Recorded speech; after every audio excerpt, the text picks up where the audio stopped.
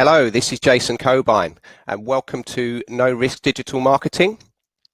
I hope everyone can hear me okay, but we do have the ability to ask us questions and send us messages in the chat box over on your right. So if you feel free to let us know if there are any issues at your end, and we will try and manage them during the actual webinar, but you can always ask us questions. So questions are great.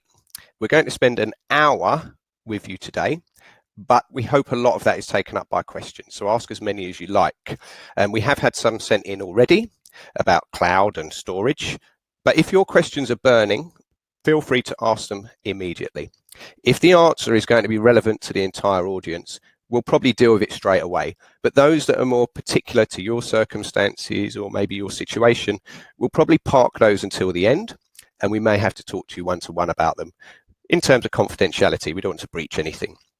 Also, be aware that polls are going to pop up during this based on the questions that you're asking and some of the content that we're about to deliver. And be aware that we will send you a follow-up email afterwards.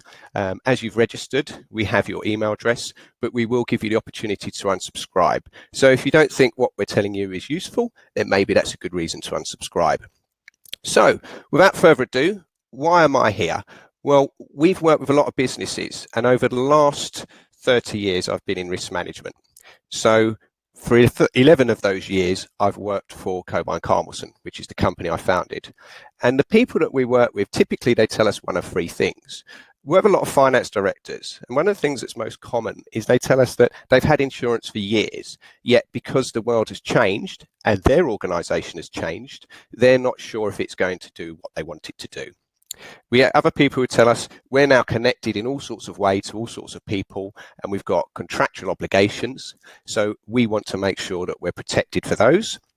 And the last thing that we get told is insurers are removing what was called cyber insurance from policies. They started putting it in free a few years ago, but that's been removed, especially this year. It seems to have been a big thing this year. We're seeing lots of insurance companies writing to everyone saying, we're removing this cover. Now, the reason they're doing that is they didn't correctly add up how much cover they were providing people, so they weren't able to put the right amount in the bank in case claims occurred, and that was a big problem. So moving on to the slides, you've probably read half of that already, so I'm not going to labour the whole point. But the biggest issue we find when things go missing, get corrupted, or actually stolen is interruption to business, disruption, okay? When an incident is detected, it is confidentiality that worries most people, but there's also the fact that if information might not be available or it could have been damaged. So unavailability is a key issue. If we can't get our emails or we can't tell our clients what's going on, then we're not able to service them. And with regulated businesses, that's a massive problem. So we need to be thinking about what happens the day it goes wrong, and that's interruption. So I want everyone to be aware of that. Interruption is the first thing. There's a lot of noise about fines, but fines are so far down the line, the disruption could hurt more. So if you have a client who's trying to get through to you and they're not able to, eventually they might move to a different supplier. And I'm not saying they'll do that straight away, but people want service, and if they're not getting what they paid for, they sometimes decide to change. So for example, we've got here about the different scenarios that are going on. Morrisons was a massive issue a few years ago. It's a landmark case, so I'm going to mention it. Morrisons had an employee who they got rid of. They weren't appreciating the fact that they were, how can I put it, sacked. So they decided to hack into the systems at Morrison and stole employee data. They then published that on the web, and people started using it for nefarious reasons. So the Morrisons employees, once this became clear, 5,000 of them got together. They were all put in a group by a set of quite aggressive lawyers who developed a class action, and they've taken action against Morrison, and the judge has said, yes, Morrisons do owe these people money, 5,000 of them, because their data was stolen, and Morrison should have done more to prevent it getting stolen, but they're not sure how much compensation these people deserve. However, once that's decided, If, for example, it's £500, times the 500 by 5,000, and that's Morrison's outlay. But once it is decided, what will probably happen is the other 95,000 Morrison employees will jump on the bandwagon and also receive compensation. So that's the big picture. But as I've said, business interruption is the number one thing. So if you're disrupted, you can't do your day-to-day work. If your data is not available, you can't reach it. If you've got an e-commerce site, you might not be able to use it. People can't access it. So if I go online to buy a pair of shoes and the shoe website I normally go to isn't there, but I still need these shoes, I'll probably go to the next one on the list. So e-commerce businesses have the most to fear from this interruption. But loss of income or loss of profit is one thing because you can possibly measure it. But the thing most people don't measure is when there's a supplier to the business and they have an issue. Because if they're not able to deliver things to you, you might not be able to deliver either service or products to your clients. Now, I've talked about no risk digital marketing. We will get onto that in a moment, but I just want to talk about the risks that can come to you if you're not marketing digitally correctly, because all these things can come at you because you are marketing digitally. That will become clear. So you don't want to have an issue where you fail to meet a deadline because someone has let you down. Now, a lot of the time when I'm talking to business in general in a group about suppliers, they seem to think that's for someone else. So they think of bread companies that then transport the bread to Sainsbury's. But we're all connected, so we all have suppliers. So my suppliers, I'm not selling bread, so I don't have a bakery to worry about. But my systems are in the cloud. So my cloud provider is really important. I can't afford for them not to be operational. So we had to be very careful about who we chose for that. Also, we're a modern business.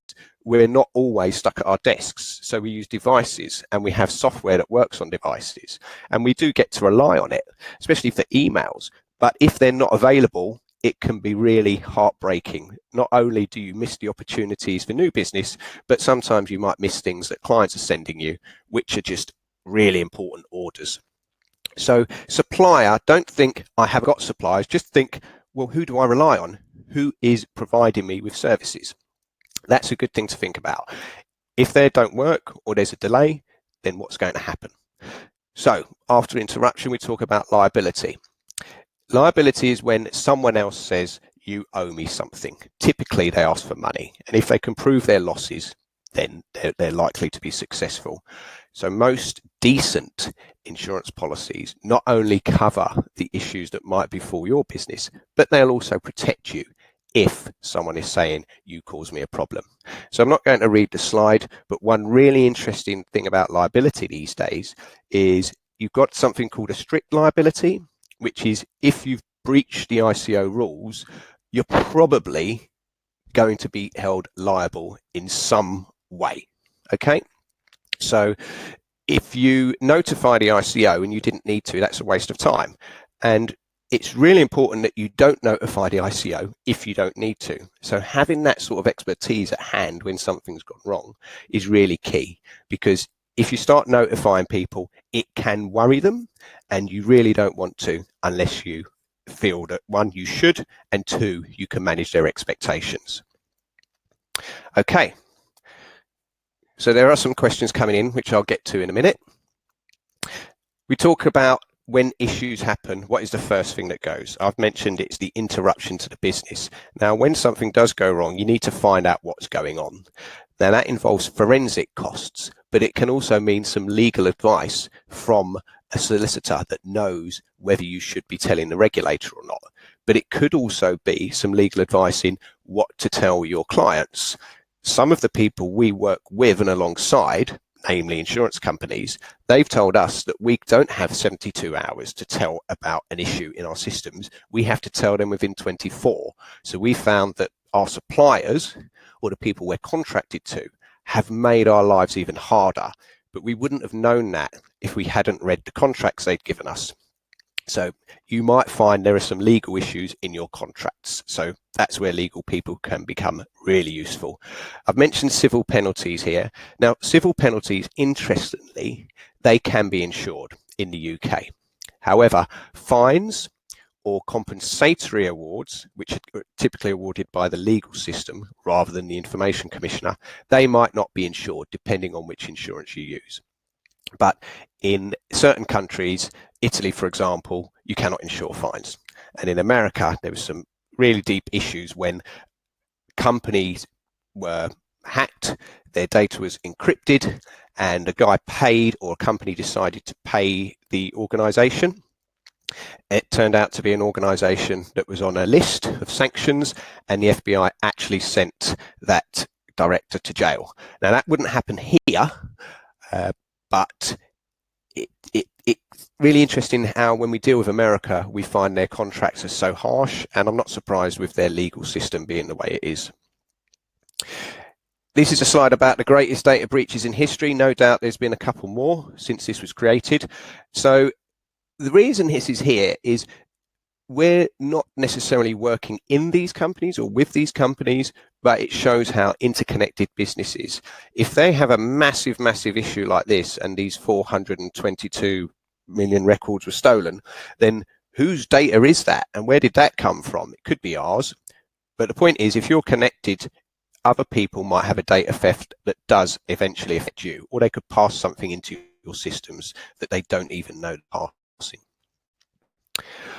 Okay, so I mentioned about no risk digital marketing. Now, I've got nothing against these people, but they all send me a very similar message saying, I want to be your friend, which is fine. But we don't let people into our systems, and LinkedIn is sometimes connected to our systems. When we log on to LinkedIn, it happens to be connected. So we have to be very careful of who we accept. These guys haven't done themselves any favors, I should say, because they haven't really told me any compelling reason why we should connect. In fact, it's quite open. One says the FSB group, others cite other reasons, but we wouldn't accept these because we don't know these people. They don't seem to be offering us anything, and they could be fake. And one example of whether they're fake or not, it doesn't really matter, because you actually have people on LinkedIn who have a hacked account. This is a message we got from someone we know. You can see from this trail at the top, we've already had a conversation, but suddenly I received this message. So I'm marketing digitally, and this guy has sent me a digital file that in theory we can work together on. But if I had clicked that, it would have been a disaster, because that contains all the stuff that you really don't want on your system. It's a form of malware. Apparently this one would have locked my systems and encrypted all my data. So there is a worry in larger businesses that we help that people will, despite the fact they've been trained and regularly reminded, they can still click on this, because if there's pressure to sell, and most teams in businesses have sales targets and a lot of those are really high, then they might click on this because it's an opportunity and they don't want to miss out. So who do you know, just think about yourselves, amongst yourselves, who do you know that might have clicked on that? That's just something for you to consider.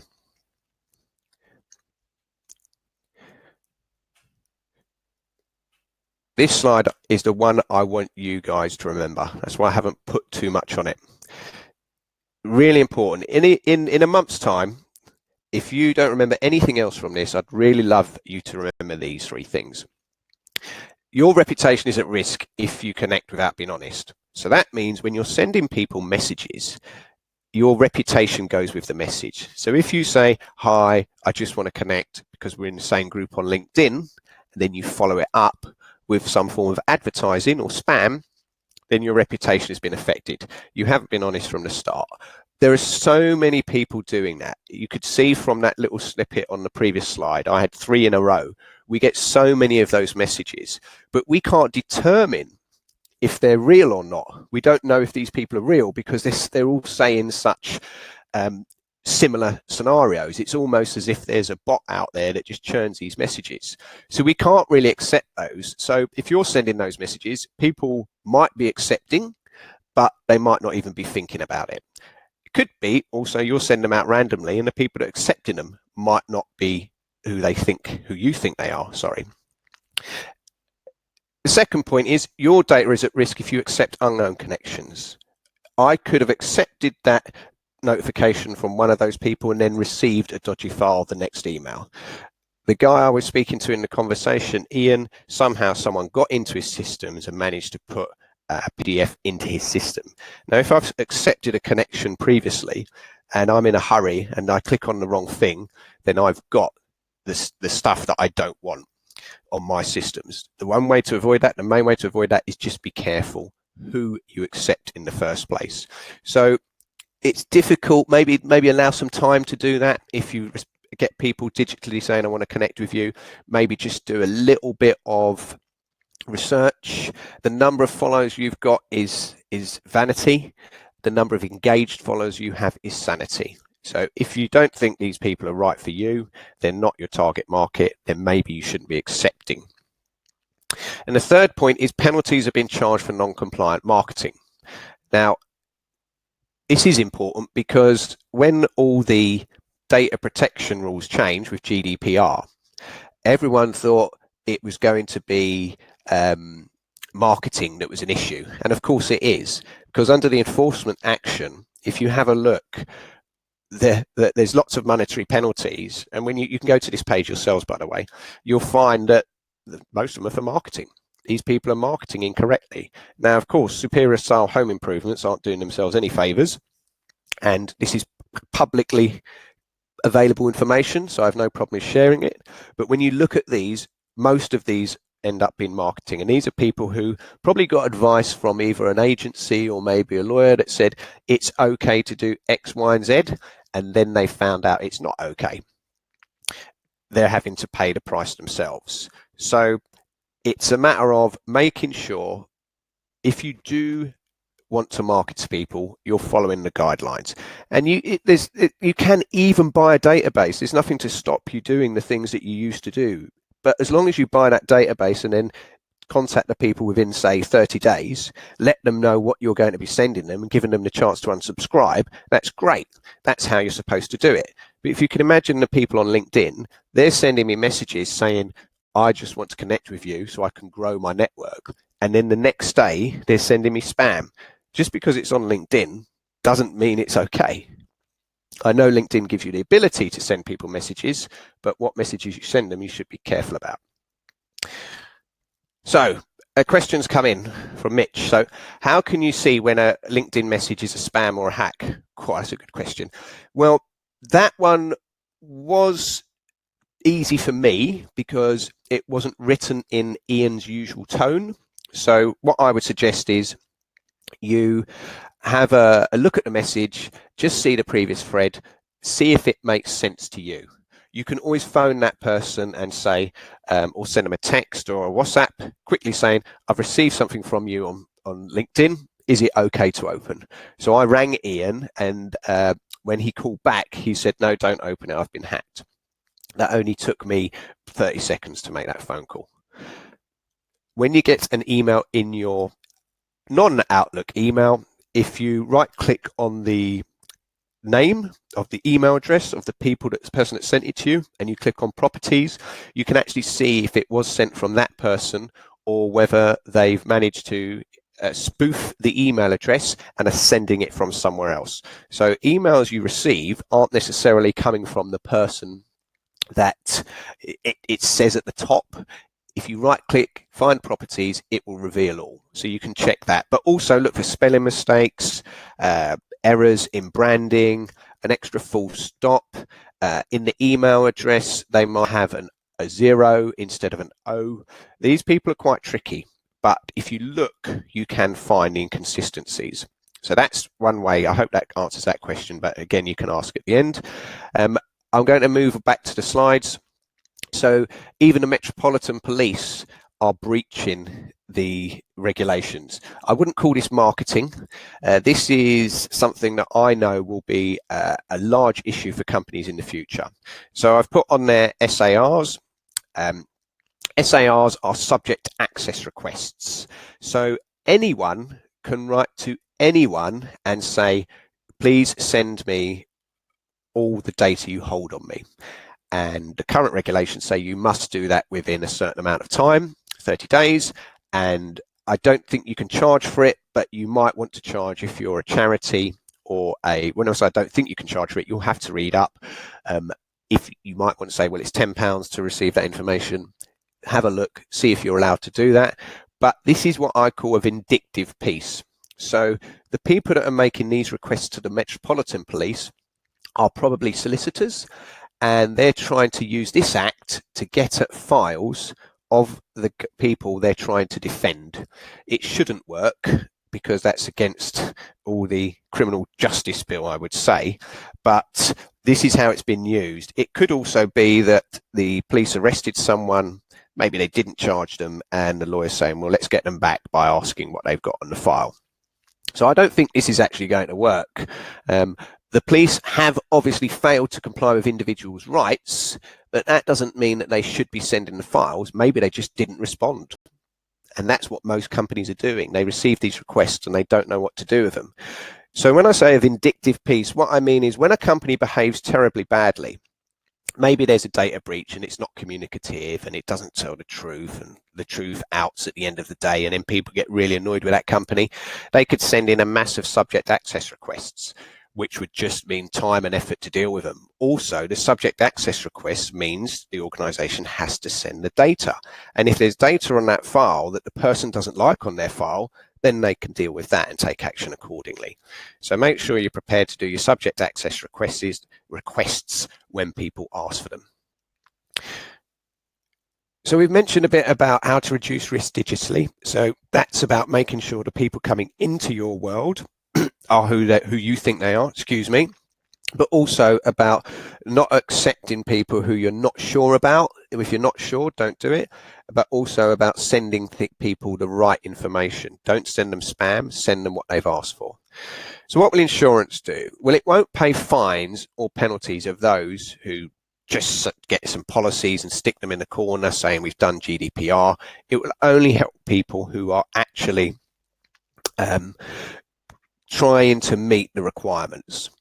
So if you've tried to meet the requirements, and there are some examples, I think recently someone was fined £400,000. I think that was TalkTalk, probably again. Now that's 80% of the fine they could have received at the time. So that means they were 80% liable for the issue that befell them. The data commissioner decided you only did 20% of what you should do, so we're fining you 80% of what we could. Now, insurance won't pay fines or penalties for people who just ignore GDPR because it's a law. Most of insurance policies, in fact, all the ones that I've ever seen, actually say we expect you to be following the law. They don't make a big deal about that comment. That's just a condition. So if you're not following GDPR and you get a data issue, your insurer is probably not going to help you. So that's the prerequisite. Follow the rules. However, it will not force you to pay a ransom, and it will not stop you from paying a ransom. What the insurers do when these demands are received, and it's really interesting because they've now got information and education about the different people who are issuing these ransoms, and they know who will unencrypt devices and systems when they receive the ransom, and they also know which ones won't. They're also managing to find out which of these gangs are backed by whom. So some are backed by rogue nations, in theory.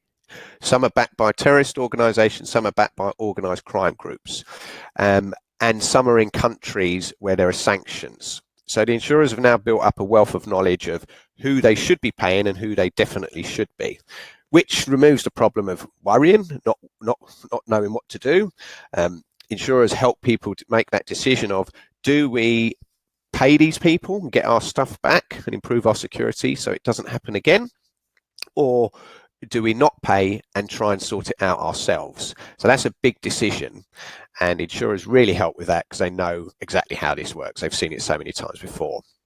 But they don't just provide ransom money, because when things like this go wrong, it's the disruption, as I mentioned. It's immediate assistance. It's there 24/7. It's there 365 days a year. Businesses don't decide when people want to infiltrate them.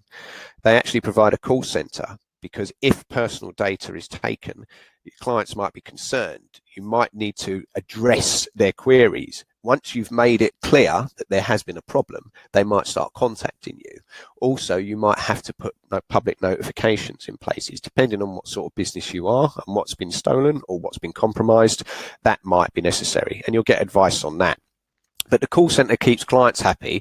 They won't be calling you saying what's going on if they've called the call center and have been totally correctly dealt with. And that's exactly what that's there to do.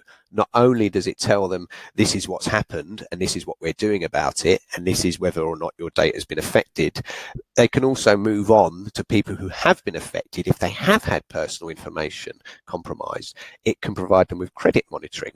And that's important because in theory, if someone's personal information is stolen from my systems, then used to create a fake identity, and then that identity is then used to spend someone else's money, that person might hold me liable for whatever ends up on their credit card bill.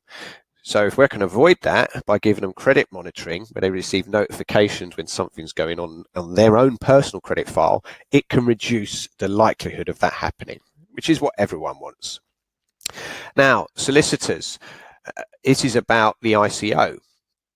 When you have an issue, it's difficult for me to know, do I need to notify or not? So I would love some legal advice. Fortunately, that's part of the insurance. The insurers provide really good, high quality solicitors who know about this stuff. They're not learning, they know, and they would be able to say, once they knew the situation, yes, you do need to notify, or no, you don't. Public relations to get the message out. Dido Harding of Talk Talk, when she appeared on the BBC News all those years ago, I knew within 30 seconds that she had no insurance because she hadn't been properly briefed. She was answering the wrong questions, she was giving the wrong answers, and she was a bit like a rabbit stuck in the headlight. So she could really have done with some advice in order to maintain the situation, contain the situation, tell people the truth, but not make it seem worse. And that just wasn't done. So PR is vital. The larger the company, the more people it has to tell, the wider its message has to go, the more important the clarity of the message and the regularity of the updates are. And it's difficult to do that if you haven't had media training. So PR is really important. I've mentioned before, if someone's credit card is compromised, they might ask whoever lost their data to pay that. So if you imagine you've got lots of personal information and you need to multiply that, and that could be quite an amount if a lot of people are affected and it goes terribly wrong, and a lot of people's credit files have been affected in some hacks, we're probably not holding the sort of information that can lead to that very often. But we as a business, when we did our data protection impact assessment, we realized we had people's healthcare information because they ask us for travel insurance, and therefore we need to check whether they have existing conditions that might not be insured. And we check that to make sure that they do get cover for things that they already have. But that information sits on our files, and health information is among the highest prized information. So we then had to work out what our hierarchy was, and we put health information in the most important storage place we've got. It's like our version of Fort Knox. So that's kept in the most secure environment, but our marketing database is not kept in that secure an environment because it only has email addresses and names on it. So it's not that highly prized. So hopefully by keeping things secure, we won't have to pay other people's damages, but that's what insurance does. Now, paying own losses, that's really important because up to now, it's been largely forgotten by a lot of businesses. But we know for a fact, because we see these claims and talk to the underwriters and the claims handlers every day, we know for a fact that it's the interruption to business when these things happen that is costing them money. The vast majority of claims are about that. So it doesn't matter whether it's someone hacking in or a member of staff pressing the wrong button or receiving something dodgy from a third party. It's not about that. It's about, if it does happen, what happens next? And it's really disruptive. So we're really pleased that most insurers are now offering what we call cover for your own losses. And that includes improving things, because you will need secure systems from time to time and you might need to upgrade something. Okay, I've got a question come in. How do I avoid paying the wrong person? I'm sure we've got a slide about that in due course. So I think that's coming up shortly. So I'll get to that because we have had, here we go. That was perfect. So we have a property management company, and the person that pays the bills received an invoice from the CEO saying you need to pay this invoice. So despite having training, there was a bit of an email conversation which said, oh, I'm not in the office, I haven't got the logins. So the email was then go back to the office and get the logins. So the person felt under a bit of pressure to pay this bill. Now, despite the fact they'd been trained, they actually made a payment to a dodgy account. So it wasn't the CEO that was emailing them, it was a hacker. And if they had checked on those emails, they would have seen that. But instead, they managed to pay $11,500 to an account. Now, that's just created a bit of suspicion. It's difficult to gauge that. You never know what's going to happen, but I have heard a lot of people saying, how did they do that? If they've been trained, they don't expect them to make such mistakes. But the challenge with training is it needs to be reinforced. People need to be reminded. They need to be reminded regularly and subtly. And good practice is the best way to celebrate that. So if there is an example of someone who has seen off an issue by spotting something, that's a good time to send a reminder out. You can send a message out to everyone saying, Jason spotted this file, it was in an email, he spotted it, he notified the right people, and now we've prevented this from coming in, and we've stopped other things from coming in. That's a good way to remind people in a positive manner. So be careful about what you're receiving, but also make sure your people, your team, are up to date with what's going on out there. Before I go on to this e-commerce, what actually happened in the end is the insurance company paid that $11,500, but they didn't pay the first $2,500. Now, this case was an e-commerce business. Basically, they were down for 3 months. They sold car parts online, and for 3 months, their systems weren't working properly. Someone hacked in and took all the systems up, but the CEO decided he didn't want to pay the ransom. It's just his own decision. Suffice to say, it's nearly a year now, he's not the CEO anymore. But when it happened, they lost some data, and it cost a fortune, of thousands of pounds, to reproduce others. The long-term result of that is it delayed the planned retirement of the people who were running the business, because they had plans which were linked to sales targets and growth, and this incident derailed that, and it took a while to recover. Now, maybe that CEO made a bad decision and he's fallen on his sword, but it doesn't really matter. The fact is they lost all this stuff. There was nothing they could have done to prevent it, because it was quite a serious targeted scenario, and it took ages to sort out. It just costs a lot of money. So e-commerce businesses have the most to fear.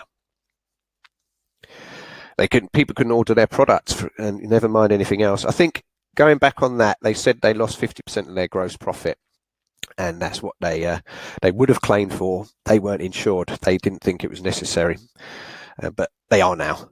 This one is about data damage. This is quite simple. A lot of people think that the cloud is spectacular, but it's simply a place for storage. So this architect had been using Google for many, many years, and when a client asked, can you open up our files and redo some plans because I want to change my home in some way, he couldn't find the files. He did find them. They were in one of the cloud providers. I think this one was either Google Cloud or Dropbox. But when they found them, they were corrupted. So for 7 years, they'd been storing their files in a cloud, and for 7 years, they'd been getting corrupted. So they had to reinstate the files. They had to, because they're a regulated company. The Royal Institute of British Architects insists that you have client records available for them, and even, you don't have to have them all the time, but you have to have them because they're part of the important thing. When something comes up in 3 years' time about a planning dispute, these plans are going to be important. So the insurer paid a lot, $240,000. But they were pleased that they'd taken that. And this is what we call our own damage. This wasn't someone else's files, this was their own. Now, one thing that became clear here is this company had assumed that the cloud was a backup. It wasn't, it was just storage. So who here, who listening, who participating actually has a cloud that is storage? Do you have a backup? What this company could have done is had a external hard drive with a bit of extra security on it. So that could have been their backup. They could still have had their storage in Google, which is it's secure, it's accessible, yet that the hard drive would have saved them when this scenario befell them. So do you have a backup, or is it just storage? We recommend you have both.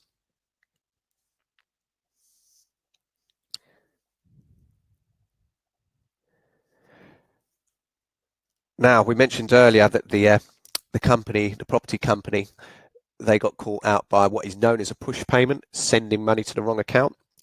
The banks say that they have this charter, and it says here firms that have signed up to the code are, and it lists the banks in the UK. However, when push comes to shove, pardon the pun, and this push payment is made, the bank do not help. They do not follow their own rules. They do not agree to the charter that they signed up to. So in this case, it was one of these banks that are listed here. And when they were trying to get the bank to give them their money back, because they notified the bank, it went out on a Friday, and from Saturday, Sunday, Monday, they were telling the bank that the money shouldn't go, and they even got through to the bank on a Monday morning. The bank said, no, we won't send that money, but they did.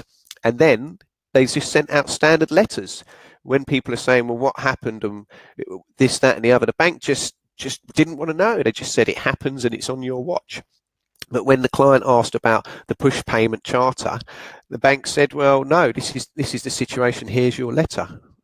So banks aren't actually doing what they say they're going to do. They've given a load of customers a false sense of security that if you get caught out, your bank will refund the money. And the fact is, they don't. They just never do. You can read that letter if you want, but it's just a bank saying no. I'm sure we've all seen those. Okay, so any further questions, please do ask. I hope that's been a good whistle-stop tour through No Risk Digital Marketing. Try and remember the 3 key areas that I told you about during this. 3 key areas being: be careful about who you let into your network. Also be careful about the messages you're sending. Sending messages that aren't necessarily truthful can damage your reputation. People won't tell you that they are not believing what you're saying, but they will actually stop dealing with you or not start dealing with you because they're not comfortable with what's going on. Okay, I'm sure there's some more questions. Let me just find them. Bear with me.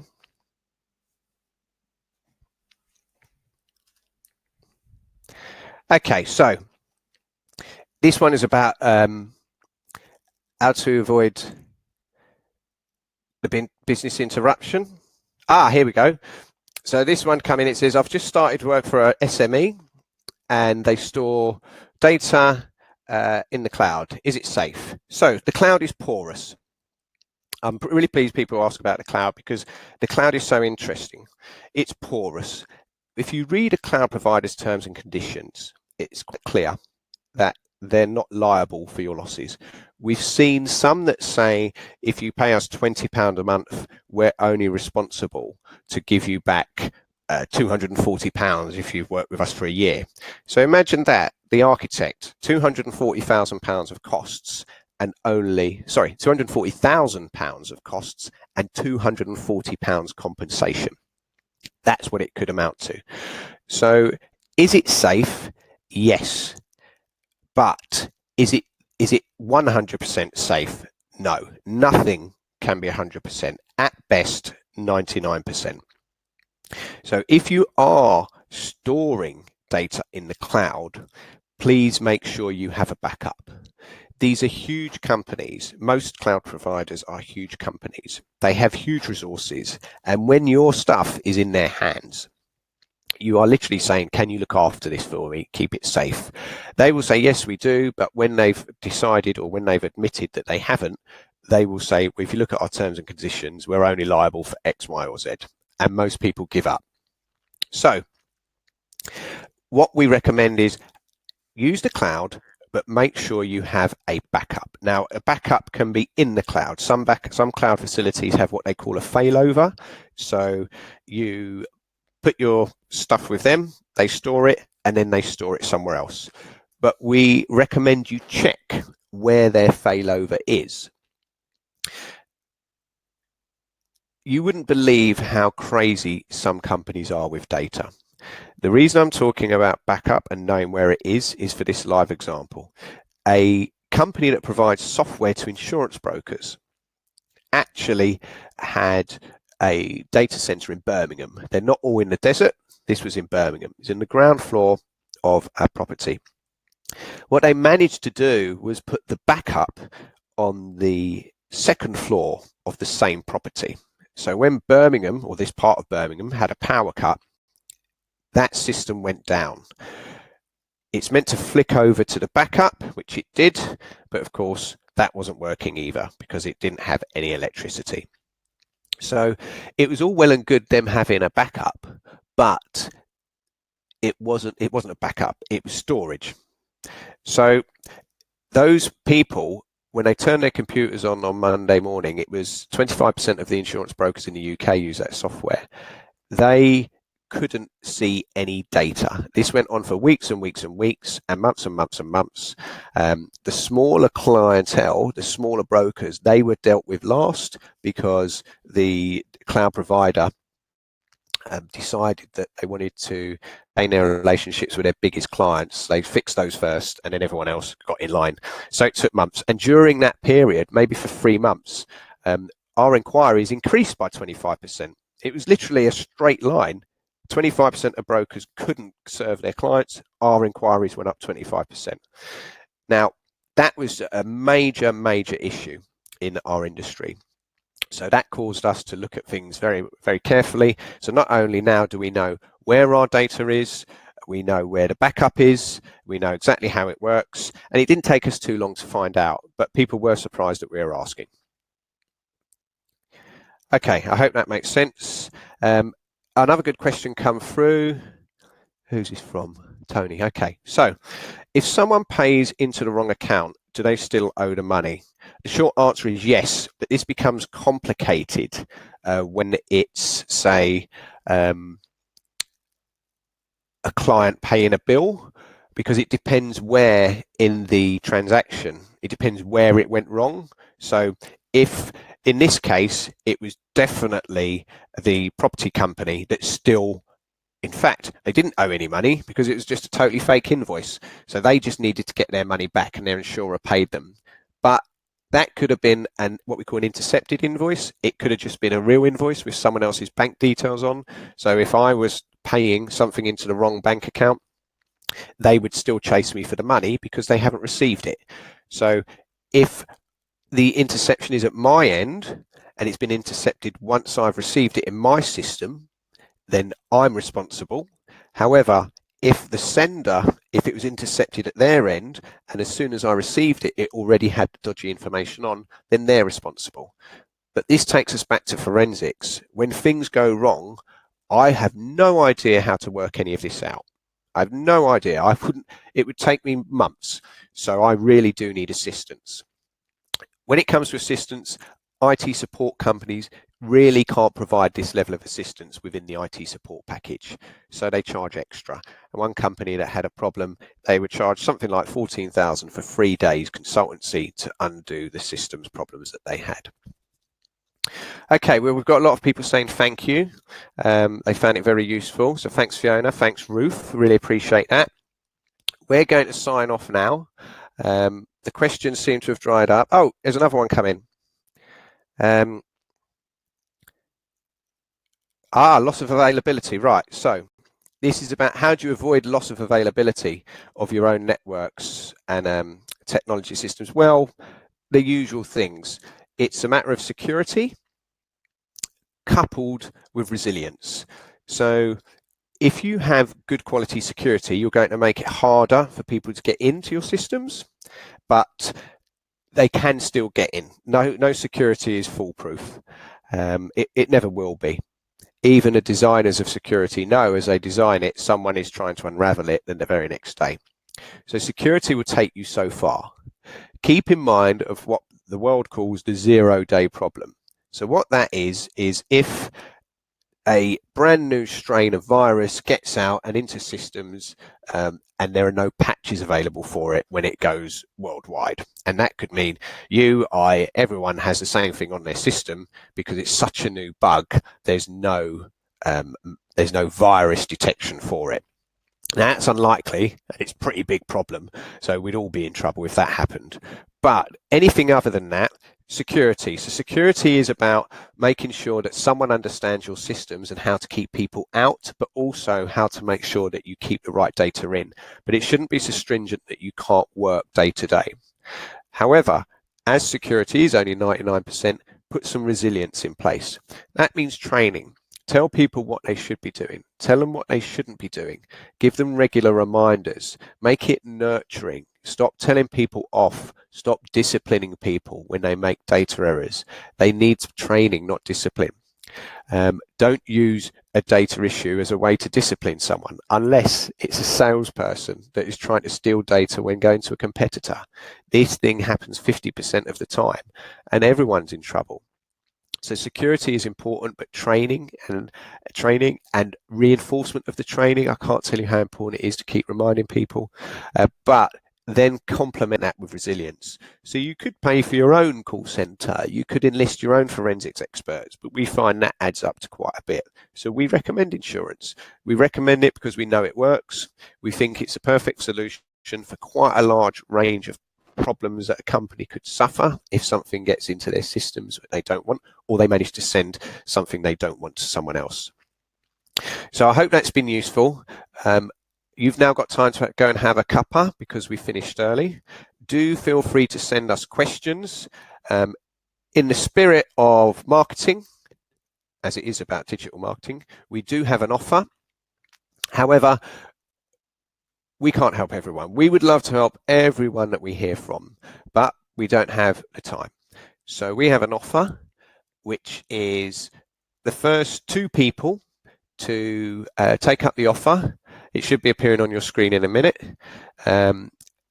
First 2 people to take us up within the next 24 hours, it is time bound as well, then we will give them what's known as a free health check. And all that is, it starts off with an initial conversation. We spend 5 minutes on the phone. You tell us what you think you'd like us to do, and we will tell you whether we can help you with that. So please do register. When you click the button, you'll be taken to the LinkedIn profile. If you just send me a message, you can say connect if we're not already connected, and say health check, and I'll contact you about that. Or if we are already connected, just send me a message saying, Jason, I'd like a health check, and I'd love to help you if I can. Now, as I said, whilst we would love to help everyone, we simply can't. So we'll have a quick chat, and at the end of that chat, you might say, Jason, we spent 5 minutes on the phone and I'm not sure you're the right people to help. And if that's the case, we will not inundate you. We'll give you the opportunity to unsubscribe from our updates as well, and we will leave you in peace. But if you do contact us, we'll contact you, 5 minutes on the phone, try and work out whether anything we do or have done for other people would actually be a benefit to you. So I hope that's useful. I hope you enjoy the rest of your day, and I hope to catch up with you another time.